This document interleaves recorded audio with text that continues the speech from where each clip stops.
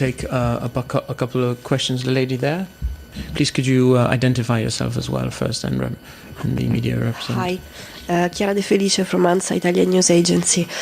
Mr. President, are countries like Italy and Spain doing enough for the stability of the European Union, or are they a threat now? Thank you.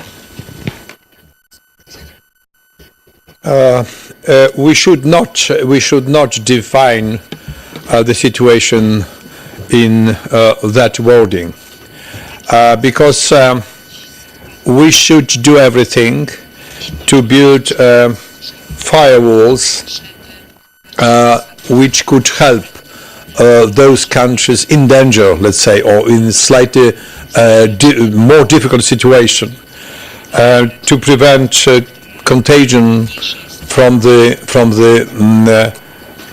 other countries, from point of view of sovereign debt crisis. But I don't think that they are not doing anything.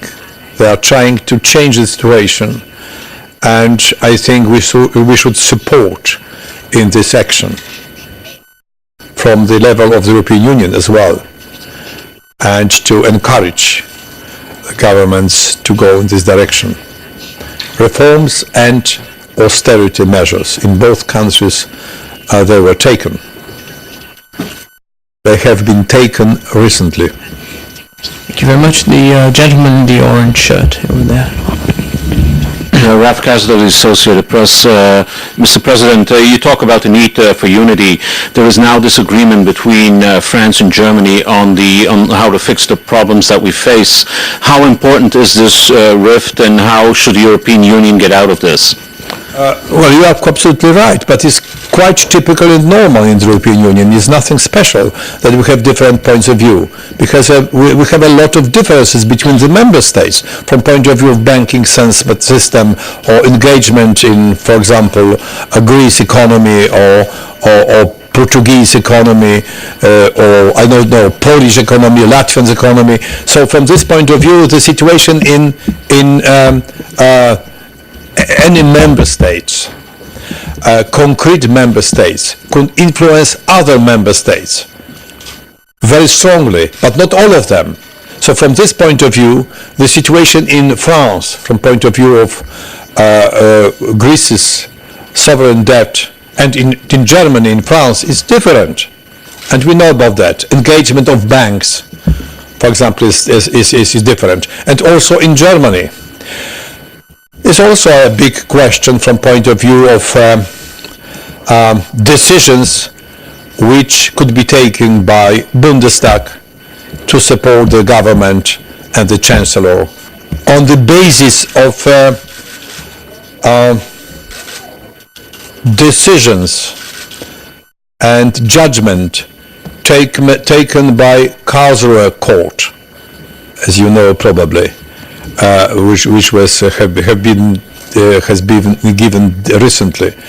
So it's a complicated situation, and in each member state slightly different. But I can assure you that the progress is permanent, constant, and visible. For example, how to help and recapitalize the banking sector, and probably we are also closer to the solution with respect to Greece, to lowering Greece's debt burden, and of course very important issue, how to strengthen our European financial stability facility, which is very important if we would like to build the firewalls.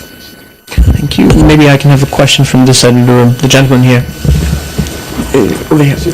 Yeah. Wait. Jens Bostrup, Politiken. Two questions, if I may. First of all, the treaty changes you're advocating, should they be preceded by a convent, and will Parliament take any initiatives in that context? And secondly, could you elaborate a bit on the how you see Europe develop with the formation of the Eurozone government of 17, and why would that development be dangerous? Well, I don't think we should propose rapidly the treaty changes, because it could not be acceptable for our citizens. Because they are tired today, we know very well, about the crisis and the overall situation, and they have a lot of fear for losing jobs or their money in the banking system.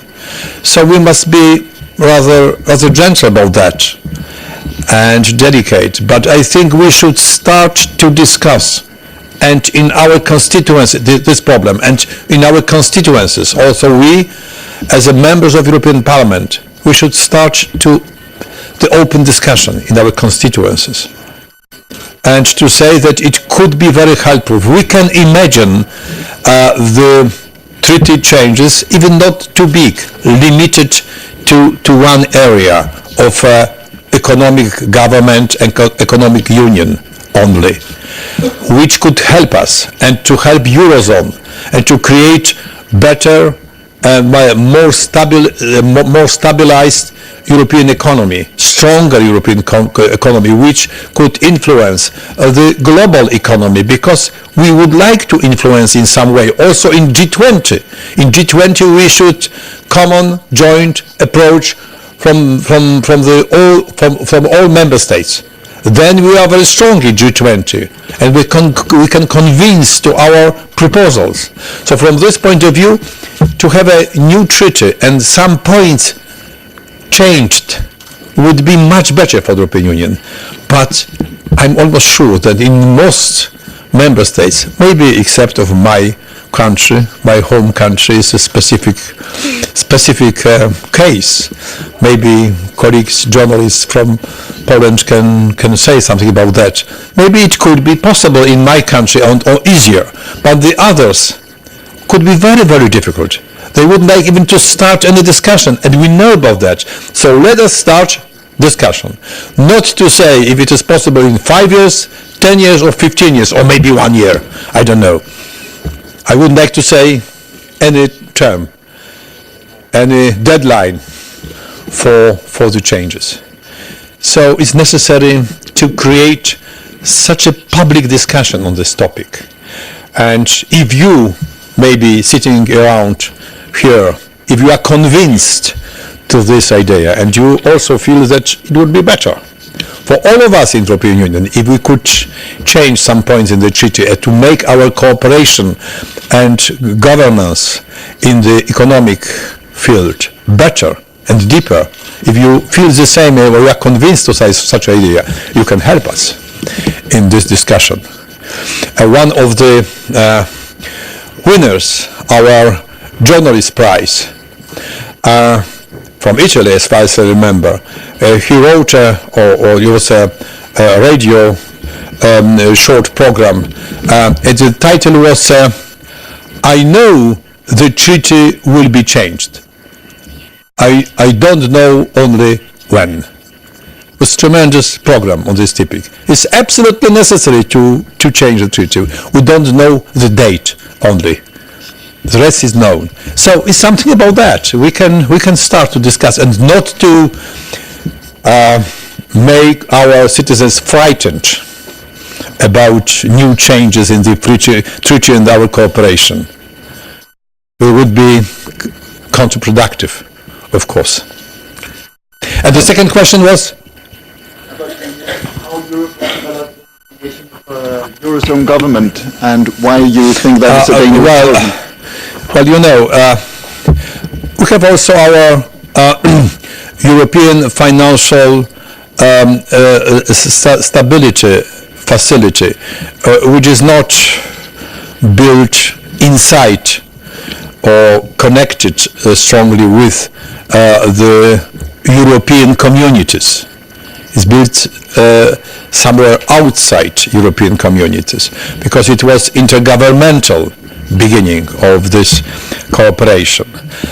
We have also completely independent European Central Bank. But between independent European Central Bank and European Parliament, we have very good relations. And even kind of sort of accountability. Being still independent, European Central Bank. And even President Trichet, during his farewell speech on Wednesday, underlined such a special relations with European Parliament of the European Central Bank being quite independent and in so close contact and a kind of accountability. So we should build as quick as possible something like that with European Financial Stability Facility. Why? Because we wouldn't like to divide ourselves. We wouldn't like to say that we have a Europe of two speed. We know that in some parts of our acquis, we are divided, like Schengen was also intergovernmental idea at the beginning, we must remember. Now it's community responsibility. Or in Eurozone, of course, it's true.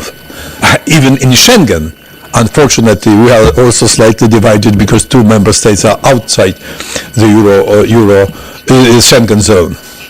So let me say that it's necessary to do the same with so-called government for Eurozone, because we feel to be responsible for the democratic accountability for the Eurozone, as the Eurozone and a monetary union is written in the treaty. It's not outside the treaty. It's written in the Lisbon Treaty and also in the Nice and previous treaties. So, and Maastricht Treaty. So it means that we feel to be accountable for Eurozone. So European Commission could be excellent government also for Eurozone. But there are detailed solution. And I would like to go to the details because we can solve them in different ways. I even put in my speech half an hour ago few questions, 3 or 4 questions, fundamental questions without the answer. And this is one of the question without clear answer today. How to organize our government for Eurozone? Very efficient, fast enough, and not dividing us in the European Union, but giving us possibility of cooperate between 27 member states, not 17 member states only. Mr. President, thank you very much, ladies and gentlemen. I'm sorry we ran out of time. Well, very much sorry I was answering so long on your questions.